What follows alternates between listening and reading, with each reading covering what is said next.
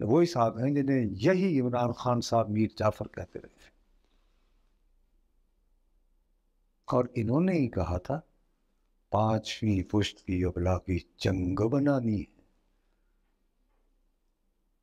ये जो सब लोगों को, ये जो टक्कर के लोग पैदा किए गए, ये किसने बनाए हैं?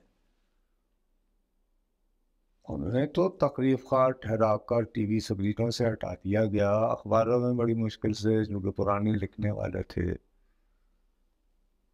हम अपना कॉलम लिखते रहे और उस पर भी कॉलम छापने वालों को मैं सलाम पेश करता हूँ, नुमाइंदों को। मुझे बड़े दबाव का उन्होंने कहा जी कि सहाफ़ी हैं इंतबा ने हमारे लिए कॉलम लिखना उनका, उनकी एडिटर रमीज़ निज़ामी, लेकिन किसी टीवी स्क्रीन पे मेरी सूरत नहीं देखी होगी आप। मैं और लोगों का जिक्र भी करना चाहता, काफ़ी आपको भी कुछ आपके भी को ताल्लुक वास्ते बनते, कुछ आपको भी। उस वक्त हमारे लिए तो कोई नहीं आया। उस वक्त किसी को सुओ मोटो नोटिस याद नहीं आए। उस वक्त किसी को बुनियादी हकूक का ख्याल नहीं आया। आज चूंकि सास साहबा ने मैच देख रखा था,